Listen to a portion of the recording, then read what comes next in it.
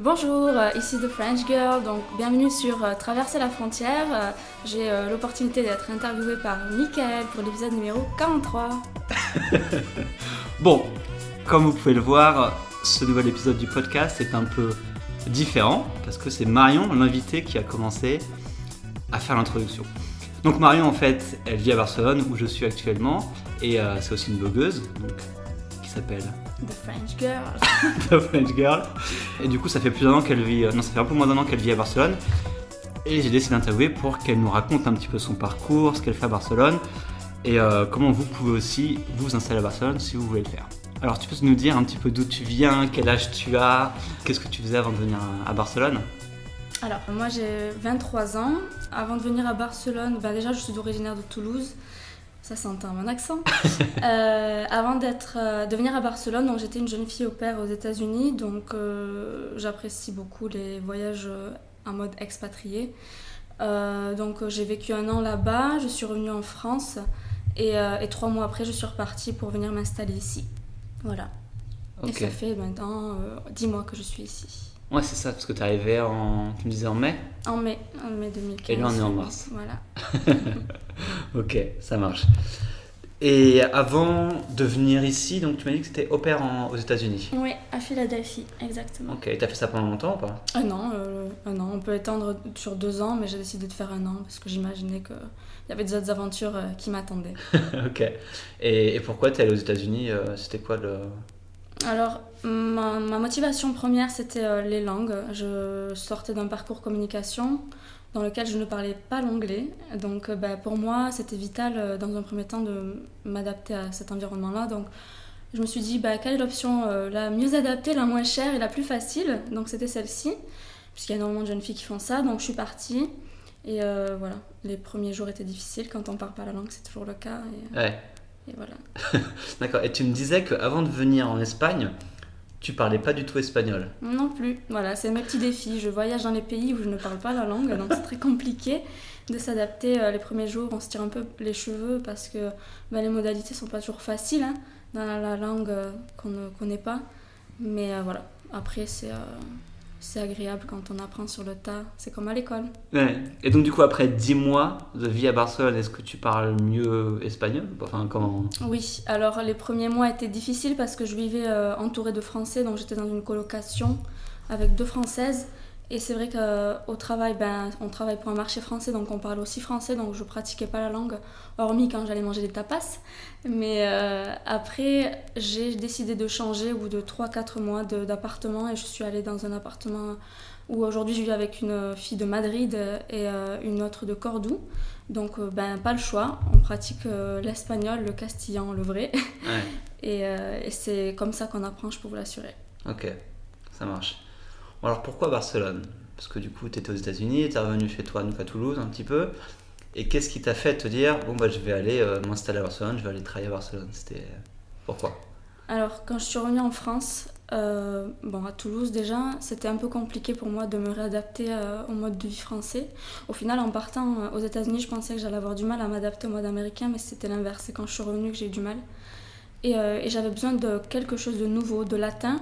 Et comme j'avais plus un sou, je me suis dit quelle est l'option la moins chère encore une fois, c'est ce qu'il y a à côté, 3h30 de route, allez en avant Barcelone et on va pouvoir un peu changer de milieu et d'environnement.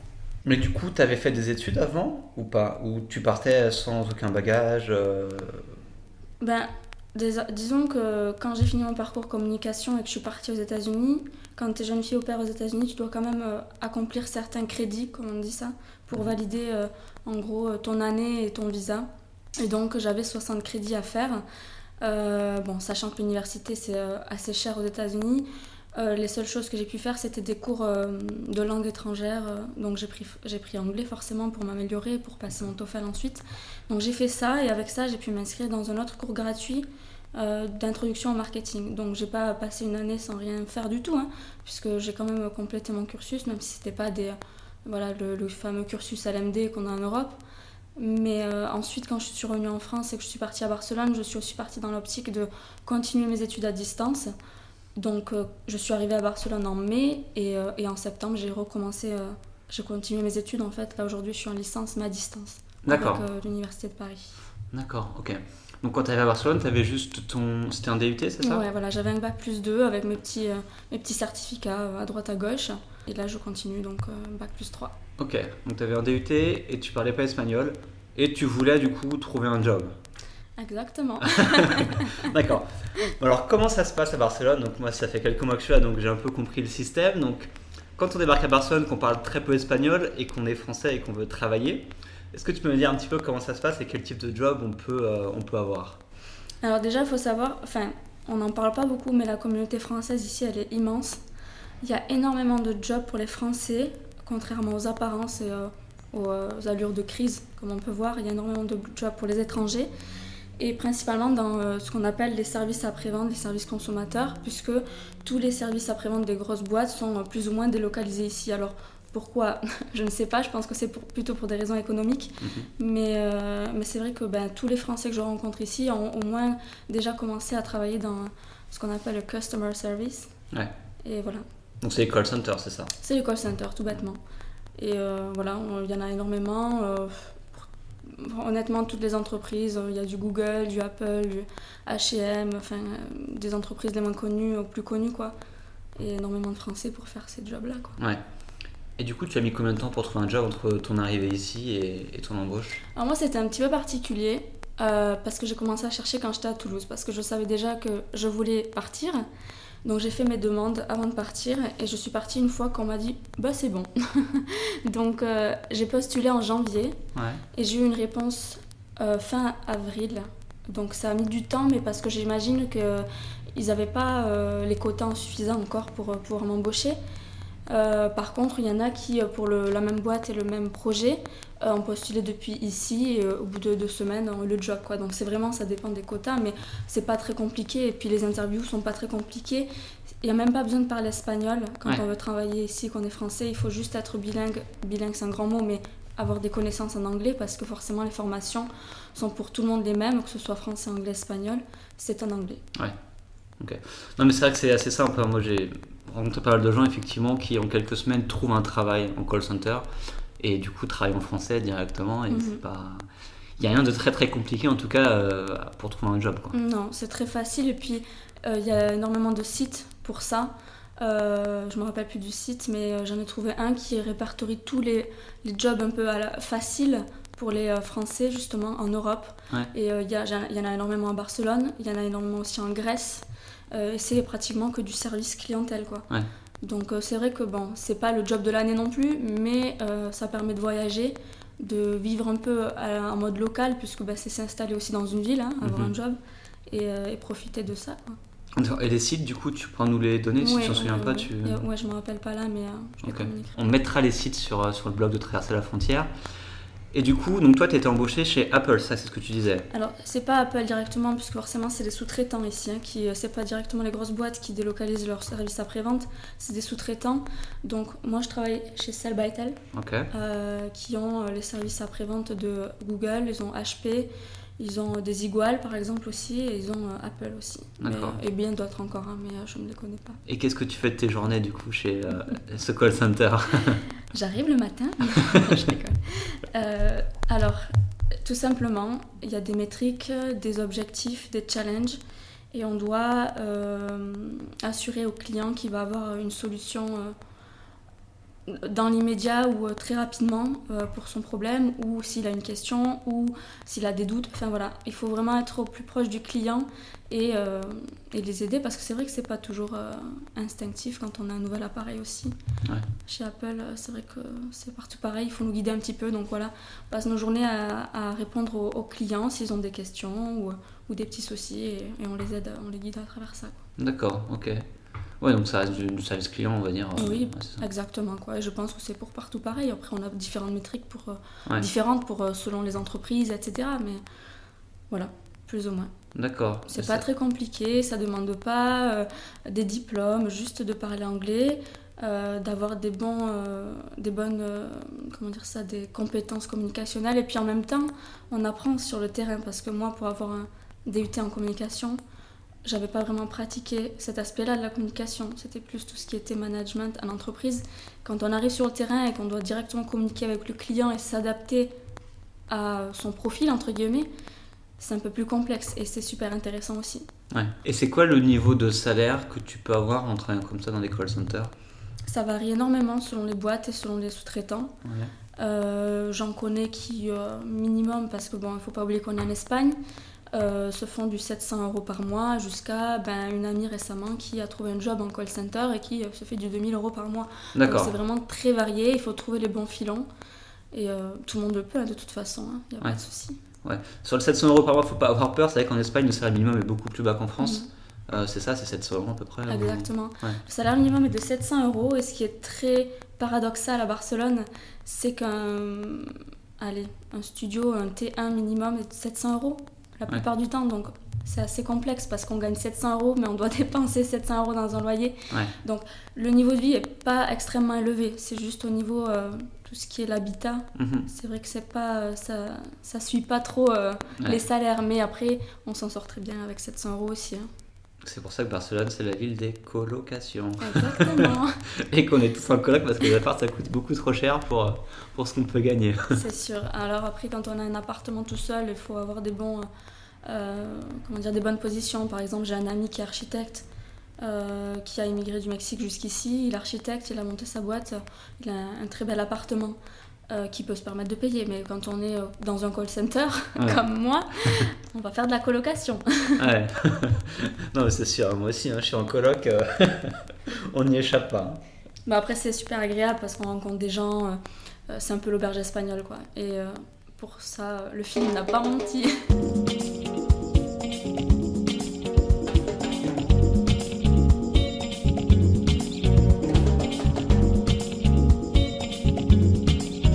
Au niveau administratif, est-ce que c'est compliqué de trouver un travail ici, enfin en termes de papier, parce que je sais qu'il y a notamment le NIE, donc beaucoup de gens parlent pour pouvoir travailler ici, etc.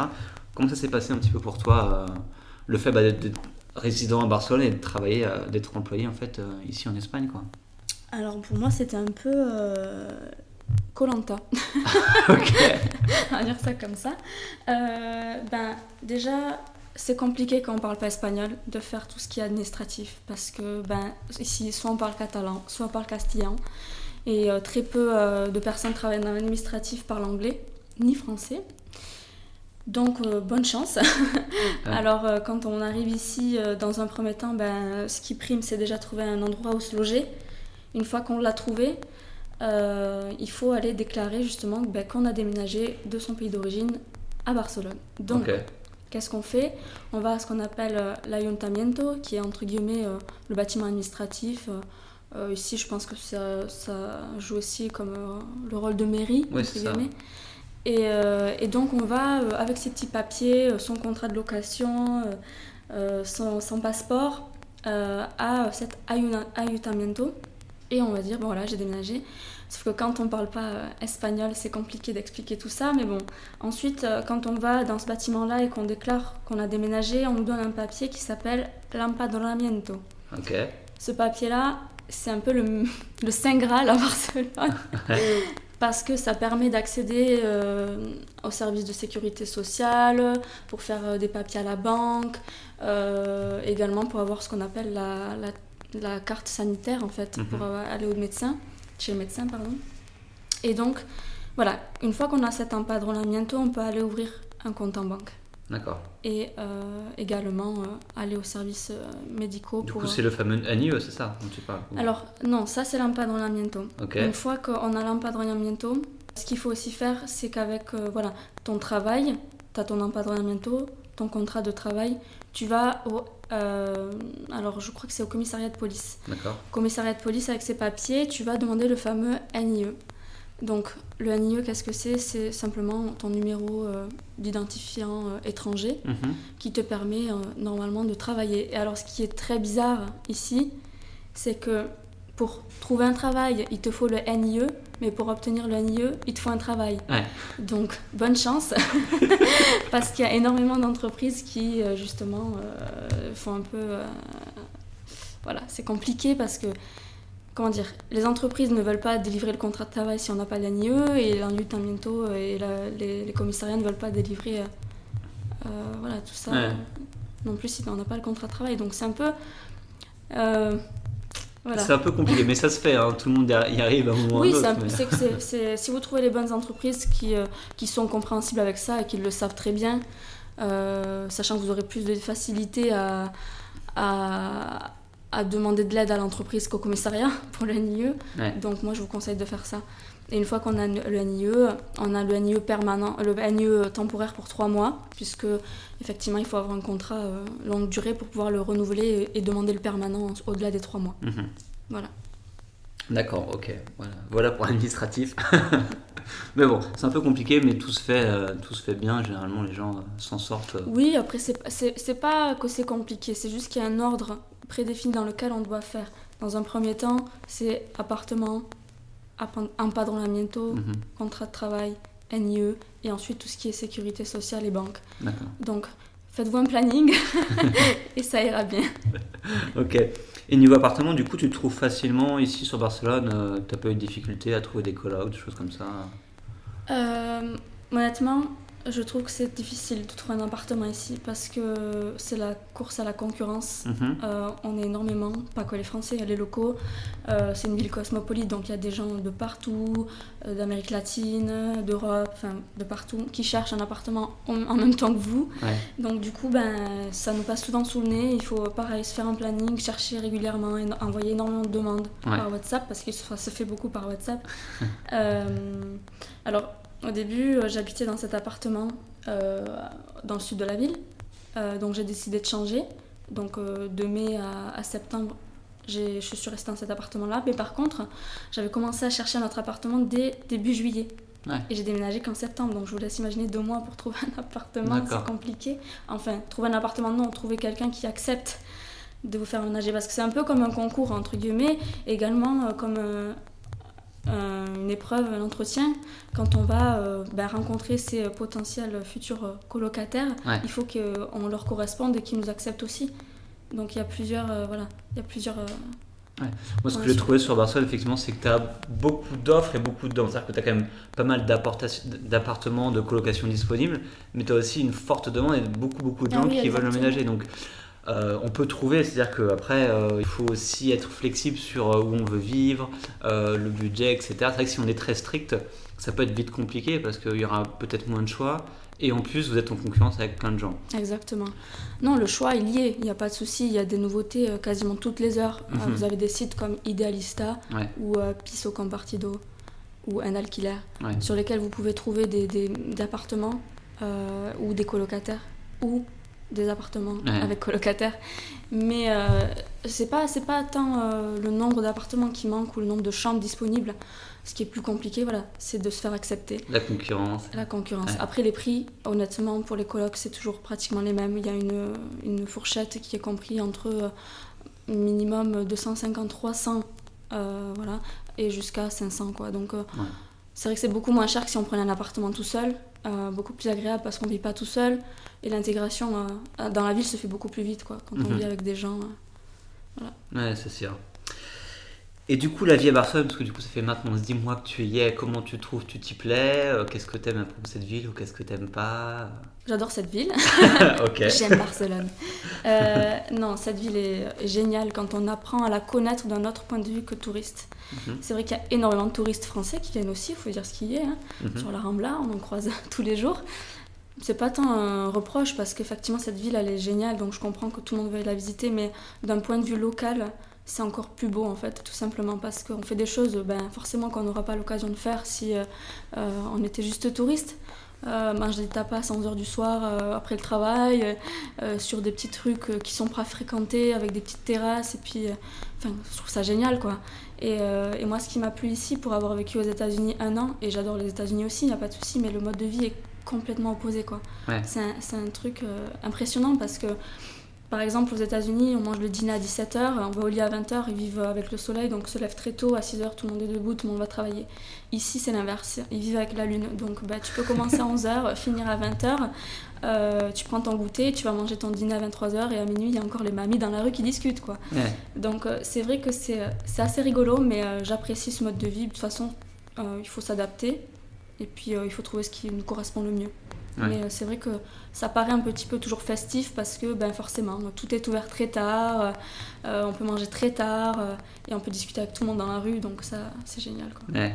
Non, c'est vrai que c'est une ville intéressante, Barcelone, pour ça. Voilà, pour la vie qu'il y a, la vie quotidienne, c'est vrai que c'est très très riche. Et moi, ce que j'aime particulièrement, c'est la plage. Ouais, après, c'est clair que c'est une grande ville en bord de plage, on se retourne un petit peu, il y a la montagne, Ouais. donc c'est agréable parce qu'on peut changer d'ambiance en fait. Hein. C'est ce Très que j'expliquais rapidement. sur mon blog, en fait, j'expliquais les raisons pour lesquelles il faut venir vivre ici parce que c'est riche en fait, de tous les points de vue. De tous les points de vue. Il y a différents quartiers qui ont différentes ambiances. On peut trouver quelque chose qui correspond à sa propre personnalité. Si ça nous embête, on change, tout simplement. Donc on peut passer du quartier un peu gothique avec ses bâtiments à l'ancienne au quartier un peu plus moderne ou à la plage avec tout ce qui est côté un peu surfeur. Voilà, et puis on remonte vers Gracia, c'est plus tout ce qui est artistique, tout ça. Donc Ouais. c'est vraiment agréable, quoi. C'est vrai que en fait, c'est pas une ville si grande que ça. Je me suis vite rendu compte. C'est quand tu prends un bus et en une demi-heure, t'es tout de suite en fait dans la nature, dans les montagnes, et tu peux voir en fait comment est foutue la ville. En fait, c'est pas si grand que ça. Et c'est comme tu dis, c'est coincé entre les montagnes et la mer, et au final, ça fait que la qualité de vie est super agréable, quoi. C'est comme une petite enclave en fait, c'est pour ça quand tu sens bien, c'est comme un cocon. Ouais. Mais moi ce que j'apprécie ici, c'est la qualité des transports en commun, quoi. Parce que j'ai comparé avec énormément de villes, bon, pour voyager souvent, je pense que toi c'est pareil, Ouais. mais c'est accessible, énormément accessible. C'est pas tant onéreux que ça au final. La carte de métro au mois, elle est à 53 €. Bon, c'est un peu moins cher que le pass Navigo à Paris, Ouais. un peu plus cher que la carte Tisséo à Toulouse qui est de 10 €. Mais ce que je veux dire, c'est que avec cette carte-là, on peut prendre les bus, le métro, le tram illimité dans le mois. Et on peut se rendre de l'autre côté de la ville tout le temps, quoi. Ouais. Les métros marchent jusqu'à minuit la semaine, 2 heures le vendredi, toute la nuit le samedi. Honnêtement, je trouve ça très facile et je trouve ça même compliqué d'avoir une voiture ici, quoi, quand c'est aussi facile de se balader. En plus, il y a les vélos qui sont 43 € l'année, c'est pas non plus super cher, quoi. Enfin, je veux dire, tout le monde se balade en vélo, en skate, en roller et en métro, quoi. Donc, Ouais. Et je valide ce point. Les transports en commun ici, c'est vraiment génial. C'est très peu cher et tu peux aller partout. Même les bus sont géniaux. Enfin, parce que à Paris, par exemple, les bus c'est compliqué, mais ici, t'as vraiment des grandes rues et du coup, les bus passent super bien. Le vélo, moi j'ai acheté un vélo et du coup, tu peux faire du vélo un peu partout. T'as des pistes cyclables qui sont super bien foutues. Et faire du vélo le long de la plage, par exemple, c'est un truc génial. Enfin, ouais, moi l'été, c'est le roller au bord de la plage, c'est Ouais. super agréable, même la nuit, quoi. Et puis, ce que j'apprécie ici, tu vois, c'est même si c'est une grande ville, on dit oui, fais attention, tu vis toute seule là-bas, te balades pas trop la nuit, mais je ne me suis jamais sentie autant en sécurité qu'à Barcelone. Pour vivre à Toulouse, qui est quand même une ville qui est un peu moins grande, puisqu'il n'y a que 2 stations de métro pour comparer un petit peu les métros, je me sens pas trop en sécurité la nuit. Ouais. Je ne me balade pas toute seule la nuit, bien que ça soit ma ville natale et que je la connaisse par cœur. Ouais. Ici, combien de fois je suis rentrée à 3h du matin toute seule, je n'ai pas de bombe lacrymogène et je parlais avec les mamies dans le métro, quoi. Enfin, donc non, c'est pas une ville qui craint. Même si c'est une grande ville, c'est très agréable, quoi. Ah ouais, non, c'est sûr. C'est une ville les plus sûres des grandes villes les plus sûres dans lesquelles j'ai vécu comparé à Paris. Après, je suis en Amérique du Sud de notre pays, mais c'est vrai que c'est super safe. Quand même dans les petits quartiers, voilà, tu peux te balader sans aucun souci. Comme j'ai jamais eu une once de peur ou de choses comme ça, ou de voir des trucs bizarres. Effectivement, il y a des pickpockets parce que c'est une ville super touristique, mais à part ça, franchement, c'est. Bon, après, c'est ça, c'est le safe. seul point négatif. Il faut faire très attention si on vient à Barcelone, même si on y vit, toujours son sac devant soi, rien dans ses poches arrière. Mais ça, c'est pas que Barcelone, c'est majoritairement en Europe. Quand les étrangers viennent en Europe, on leur dit de toute façon, faites attention en Europe, les pickpockets, je sais pas pourquoi, mais c'est comme ça. Ouais. Mais c'est vrai qu'à Barcelone, c'est un peu plus pointu sur ça, et donc faites attention. Mais après, non. Quand on rentre la nuit dans le métro à Barcelone, les seules choses qu'on peut croiser, c'est des gens qui sont soit endormis sur les banquettes ou des gens qui ont un petit peu trop fait la fête. Mais sinon, personne ne m'a jamais interpellée, personne ne m'a jamais agressée, personne. Ouais. Voilà. Et pourtant, je vis quand même à côté d'un des quartiers qui craint le plus, quoi. Donc, D'accord.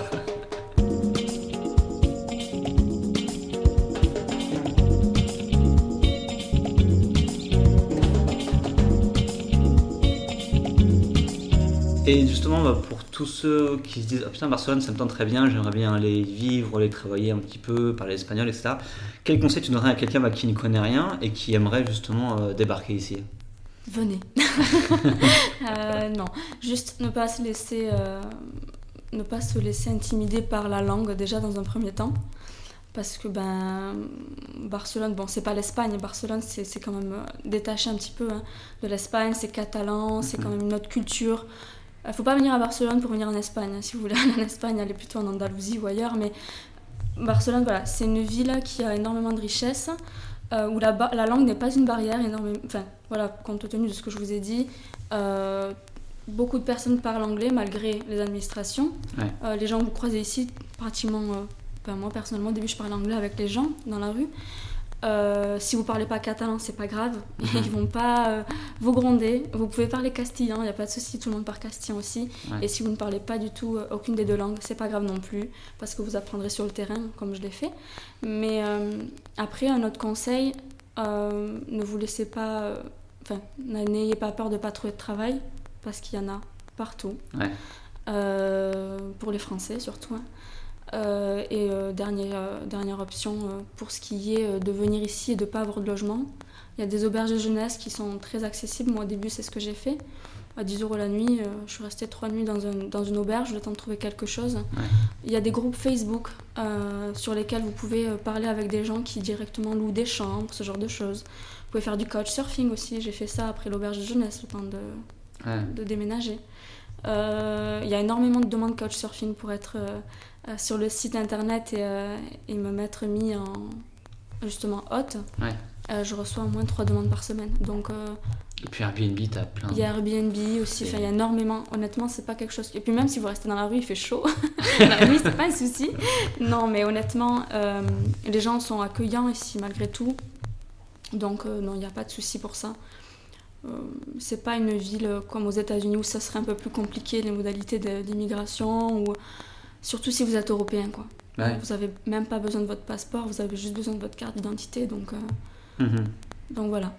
Ah oui, non, je pense que c'est vraiment un moyen. J'écrirai sur Barcelone dans les prochains mois, mais c'est vraiment un très bon moyen de, si on est un peu bloqué en France, qu'on a un peu de mal à trouver de travail, etc., de venir à Barcelone, c'est un très bon moyen parce que tu apprends une langue, tu travailles facilement, t'as pas de problème de visa, la vie ne coûte pas plus cher qu'en France généralement, et c'est vraiment un bon moyen quoi. Et tu peux rencontrer plein de monde, c'est ça que t'es en France. C'est ça.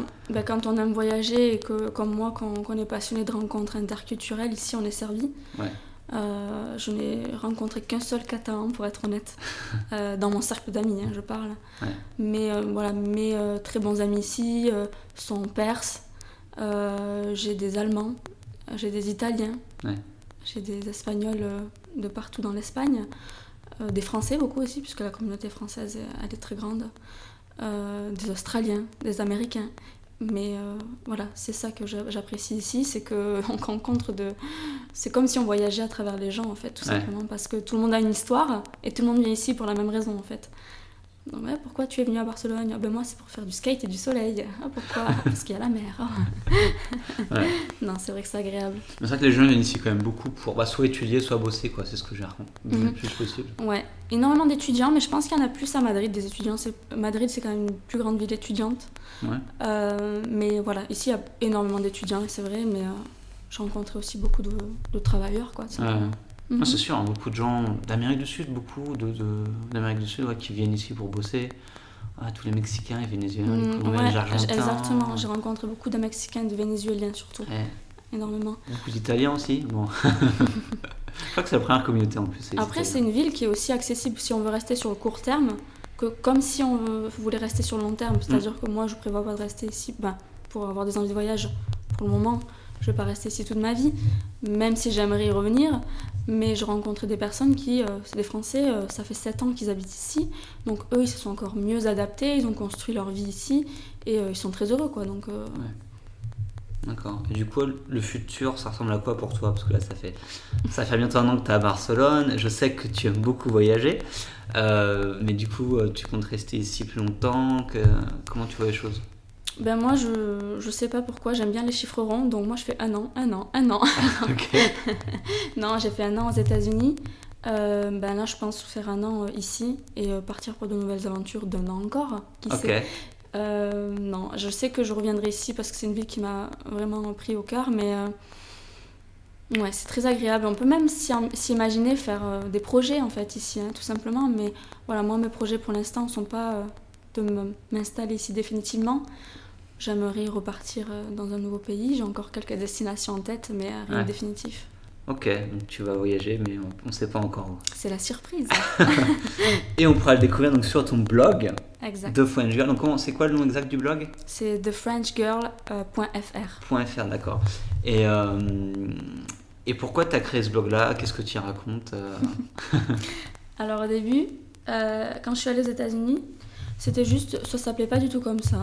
Ça s'appelait Les Aventures américaines de Marion. Ok. Et je racontais mon quotidien, c'était facile pour moi parce que c'était une façon de tenir mes proches au courant et de les faire voyager à travers mon expérience. C'est-à-dire que je leur expliquais comment la culture était différente ici, aux États-Unis, en France. Et c'était super agréable pour moi de leur faire découvrir ça parce que pour ceux qui n'avaient pas l'occasion de voyager et qui restaient dans leur canapé, ils me disaient qu'ils pouvaient voyager aussi à travers ces récits-là. Et au final, je les faisais en 2 langues à chaque fois. Et j'ai commencé à comprendre que ça intéressait de plus en plus de monde. Je me suis dit, il y a vraiment un potentiel derrière. Donc j'ai commencé à créer le blog et à l'appeler The French Girl parce que aux États-Unis, on m'appelait tout le monde m'appelait comme ça. Voilà. Okay. Les États-Unis, ils aiment bien les Français, donc ils m'appelaient The French Girl. Et donc c'est devenu ça, c'est devenu un peu ma marque de voyage et de mon blog. Et donc voilà, je raconte mes histoires de... Enfin, c'est pas trop des histoires de voyage, c'est plus des guides. À travers mes yeux, entre guillemets, parce que par exemple je suis allée il n'y a pas longtemps à Istanbul et c'est vrai que c'est une destination qui est un peu controversée en ce moment parce qu'on dit dans les médias, etc. Mais je me bats contre ces gens-là qui pensent qu'il ne faut pas y aller. Et j'explique ça sur mon blog, en fait, un article avec comment se rendre à Istanbul en un week-end, et que faire. Alors oui, c'est des expériences que j'ai fait moi, donc ça parle un petit peu de moi, mais c'est surtout comment vous pouvez faire, en fait, tout simplement. Après, je raconte aussi justement ce que j'expliquais, les cultures, les traditions, qu'est-ce qui change, comment on fait dans ce pays, des petites astuces de voyage et surtout comment voyager quand on est une femme. Ouais, c'est ça aussi là, ce que tu as appris, c'est que pour les filles, on peut se dire que c'est plus compliqué de voyager ou plus dangereux, etc. Mais du coup, tu essayes de montrer par tes propres moyens que c'est pas parce que vous êtes une fille ou que vous êtes toute seule que vous pouvez pas voyager, quoi. Non, ça c'est clair. Je commençais à voyager toute seule, j'avais 19 ans. C'est jeune quand on voyage toute seule, mais... Non, j'ai jamais eu de problème particulier. Je me suis jamais fait embêter. Donc il y a des choses à savoir, il faut pas partir comme une faux folle, mais il y a des choses à savoir et c'est ce que je vous explique sur mon blog, quoi. Ok, très bien. Bon, allez tous voir donc, le blog thefrenchgirl.fr et puis on va se quitter là-dessus, Marion. Mais ça marche, il n'y a pas de souci. On va faire la conclusion comme on a fait l'introduction, on va la faire en freestyle. Donc merci à Marion d'avoir raconté son histoire sur le podcast. Merci à vous d'avoir écouté ce podcast encore une fois. Et puis on se retrouve pour le prochain épisode. Salut à tous, salut Marion. Allez, au revoir. Ciao. Et venez à Barcelone, je vous attends. Ciao. Au revoir.